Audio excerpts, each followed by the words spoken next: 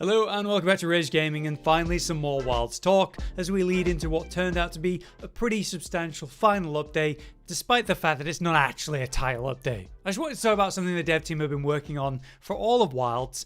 That's the weapons. You think about the beta versions to what we got and the drastic changes at different updates. You look at bow in the beta and how stupidly good that was, and then they changed, say, the tracer arrow, the focus arrows, and put more of the kit into normal basic shooting. Or say, the initial excitement over the switch axe and the satisfying as hell full release slash, which over time, as was warned by a lot of Swax mains, it would get old. To the point where we've been begging for switch axe changes that bring the power into other parts of its kit outside of the full release spam. We only recently got something to start that up. But that's just to highlight that weapons have really changed since even Wild's beta. A lot of the weapons changed in a meaningful way from the beta to launch. Force specifically had major changes. Then we had big changes and different title updates from then on. So where do things stand now? Are these weapons in a state we're happy with? Will there be one final weapon balance update before the expansion? What would we like to see if there is, or maybe at the expansion? We begin with Greatsword, which I think has a great history with Wilds. The weapon had it all in regards to those new Wilds mechanics. Things like the clashes, the offsets, the new important combos they get from Focus Strike. So I think from the get-go it had a very strong start, but it has had some moments where the highest single hit status was challenged. But over, different weapon change patches, we saw improvements to the true charge slash actually multiple times. In the last one, both raw and element scaling for charge slash, strong charge slash, true charge slash, these were all increased. So it's a weapon that didn't see a lot of mechanical changes compared to others, but it's one that started in a great position with lots of tools available and maintained that great position most of the way. Really, its lowest low was during Omega, where the lack of physical attacks like offsetting and bullying through attacks weren't really possible or consistent. They did get the Bale set though, that was awesome, but otherwise they've stayed high in the rankings for clears, I would say. So I think Greatsword is in a great spot, wording intended. After that we have of course the Longsword, which has also had an incredible start to the game, everyone freaking out about the hyper armor you get during the Helmbreaker and the new follow-up back in beta, but all those little changes that it got in Wilds, like the ability to go into red gauge and stay there with new combos and reasons to be there instead of dumping red gauge with the Helmbreaker immediately the moment you get there. Not to mention, in the previous weapon change patch, they did finally address the input delay some of the weapons kit had. And in Title Update 4, they extended how long you can hold the special sheath time to the counter, making it actually more of an approachable counter playstyle, is less forgiving when you do that a bit too early. So I think the weapon's been performing great for the life of Wilds. It's received a pile of new features in Wilds, and it had a few good gameplay tweaks and improvements to sort of smooth it out over time. It's one that stayed relatively high in the rankings with some of the best players, just making it look like an art form. So I think it's in an insane state. Let's move on. So Sword and Shield is up next. S&S started in a very strong position with high uptime, easy movement, and the ever reliable perfect guard timing you could pull out whenever. Largely what they've done is just improve that experience by making it somehow smoother over time, with improvements to the perfect rush hitbox, making that more reliable, forward slash combos into lateral slash, that became smoother, you can go from a perfect guard into a lateral slash faster. One interesting aspect that I found with the first version was how the new attack, that charge chop, was a little bit too good and everything kind of revolved around that. After feedback, they put a lot of emphasis into other attacks and brought back, say, the relevance a bit of perfect rush. So I think there's plenty of positives here, and the weapon remains incredible from moving from an attack to a movement to an attack, or moving attack even, and being able again to pull out that perfect guard whenever you need to. In terms of performance, it's been consistently, say, middle of the pack towards upper higher placements. I wouldn't say it's ever really been dominant, but it's always been like a very solid or higher performer. So it's another I think is again in a brilliant place to go into the expansion and just get some new stuff. So S&S mains, if there's anything you feel could change about it, let me know, but it's another one I think is pretty good right now. So alright, next up, easily one of my favourites of Wilds is Dual Blades. It started in a cool place, being able to recover both stamina and the demon gauge through focus strike attacks is so cool. But it's the weapon flow, being able to smoothly swap between archdemon, demon mode combos for the blade dance, that was cool. The whole perfect evade thing to trigger demon boost, the follow-up evade attack you get, And the control you get by using focus mode in and out with the camera, I love that. But there were definitely things to iron out, and it was actually a lower performer in general. With the steady improvements after update, it brought the weapon to an even better state. Now you have a lot of dynamic control, from the dodge straight into blade dance 2 option, the ability to stay on a wound instead of spin down the spine when you do the focus strike. You can trigger the demon boost mode easier with the better evade window, the buff sticks around longer, you're also not punished for sheathing anymore. It feels like an easy weapon to pick up and then just go bully a monster, because we have that perfect evade, which I was worried we'd lose some sort of counter playstyle after Rise and being so, satisfied with that. This was a great different version of that. So we're able to sort of permanently attack and bounce around the target, dashing at great distances. In terms of performance, it may have started near the bottom, but it has slowly worked its way up into higher rankings, especially against element vulnerable enemies. I think it reached a solid state in Title Update 2, and I wasn't expecting big changes for it after that, but it only got better and smoother and little quality of life stuff in each update after that. So there's nothing that springs to mind that needs changing. I just think more stuff in the expansion is going to be good. So let's move to a weapon that could have some considerations here. It's hammer, which is interesting. I found it pretty lacking in its early launch version with some serious issues with range. You'd be missing like a sneak attack, or more commonly after a focus strike, you just couldn't reach the follow-up. Now, other than their obvious improvements to finally resolve that, raw power of the weapon and general mechanics were greatly improved. Better offset options, the ability to evade while readying an upswing. It certainly shot up in function, and with that, I also think its enjoyment was at an all-time high. I found it interesting though that the weapon remained relatively middle or even lower end of the performance in the speedrun rankings that I've done. So this is one I want to ask you hammer mains about. Do you feel it still needs more? Functionality is one thing where I think it's actually in a great place, but maybe where it could do with a push, it's just output wise. But that brings us to the other bunk weapon, the hunting horn, which is a real juggernaut in Wilds at this point. We're on a real high here. It was one title update that really turned it around. It shot from basically last place, around last place in basically every ranking, to up to nearly first, or literal first, in multiple monster rankings that I've done. So no matter what way you look at it, it's performing incredible at the top high-end level. You can reach that if you play it well.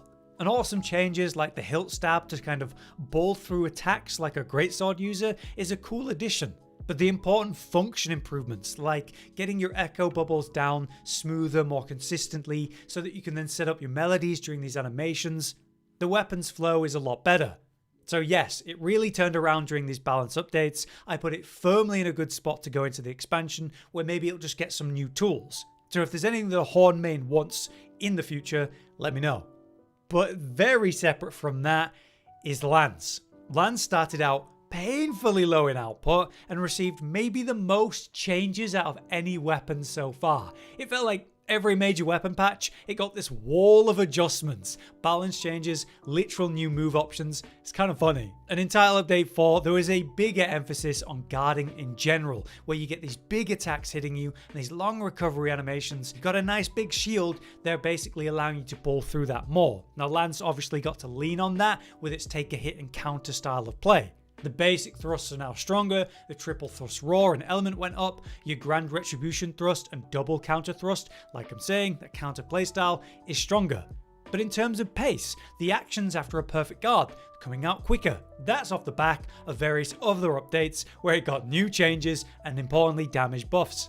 So it's interesting to me that I would say Lance has had insane improvements, buffs and new mechanics, yet it's remained relatively low in the rankings due to kind of pure output and probably with that popularity in the ones that I've done for monster rankings. So is there something that needs to change with Lance, or does it remain an output issue? In my opinion, they could make it flow a little bit faster, but that kind of gets in the way of the whole take a hit and respond playstyle that I think is Lance. So you could just give it more damage, but is that really going to resolve it? Lance has always been a lower end weapon in terms of output, and that's not necessarily what it's about to play Lance.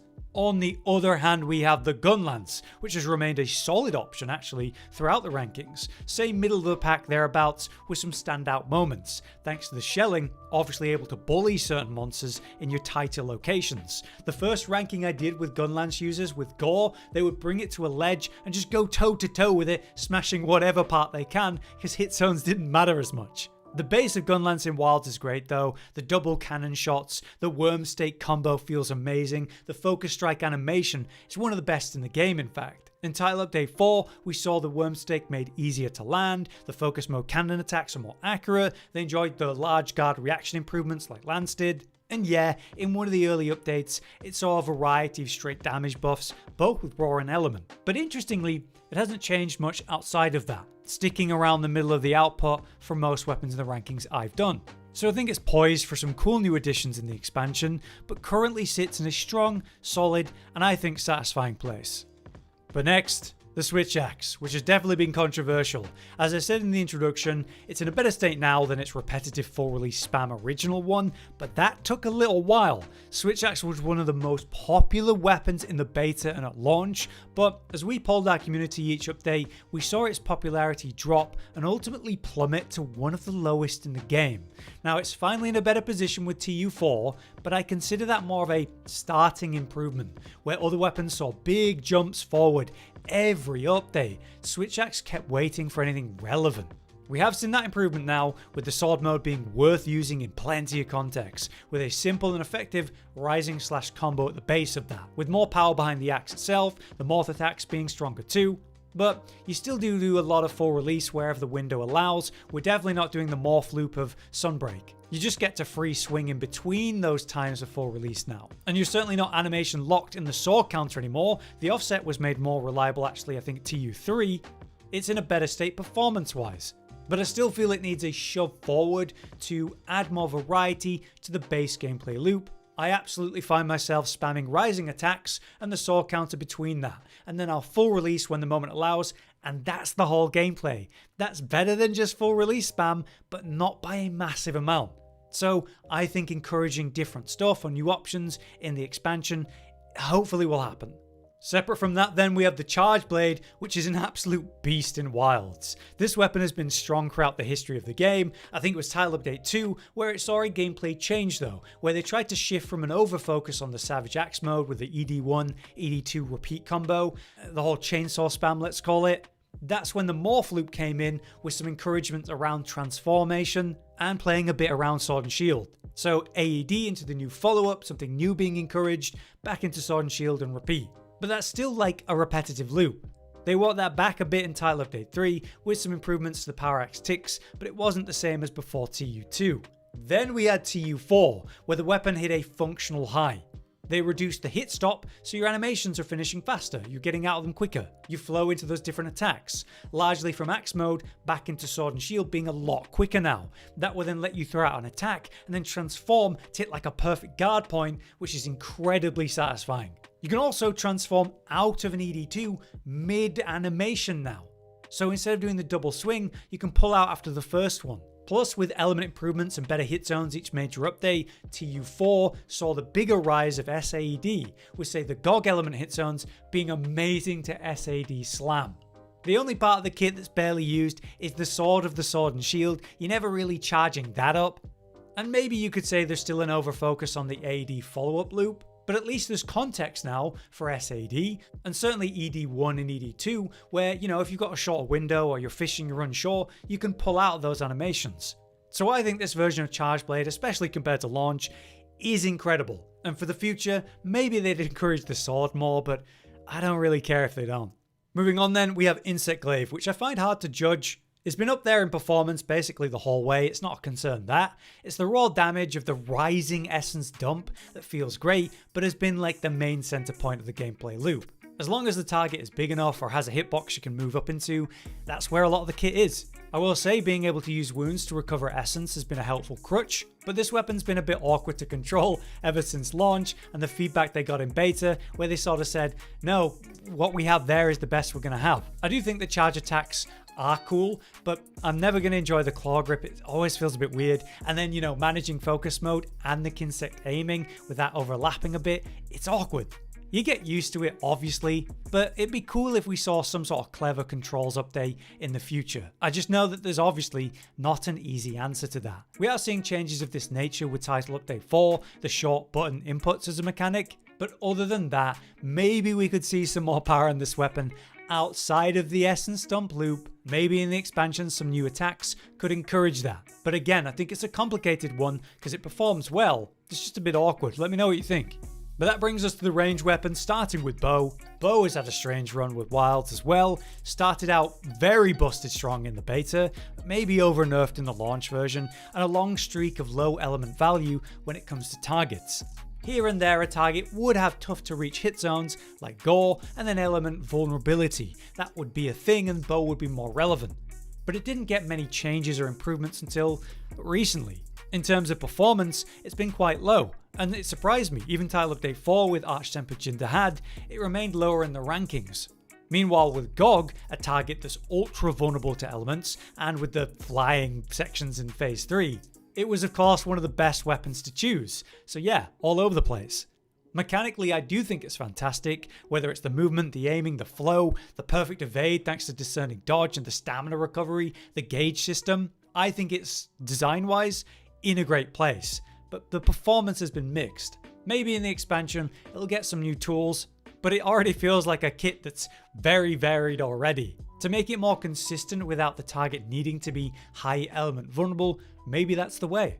But lastly, we get to the final two weapons I'm going to slap together, light and heavy bowgun. Light remains a weapon that I find bland and mechanically disappointing in wilds, where heavy bowgun got all the new stuff. A guard, so clashes, perfect guarding. It even has an offset that was improved recently. But in regards to new mechanics for wilds, heavy bowgun got like all of them, and light bowgun basically didn't get anything. They both got a gauge system though, so there's a lot of overlap there, so light bowgun doesn't get anything unique in that aspect. Don't get me wrong, with light bowgun, the burst you get, especially when you're using the gauge, that's very satisfying. And in terms of performance, light bowgun has remained one of the best weapons since Title Update 1. But that's the thing, heavy bowgun might not perform as well as light bowgun, but it has a lot more going for it mechanically. And the separation between the two, there's just not a lot there. The unique toolset of the ammo for heavy bowgun doesn't feel as special to me.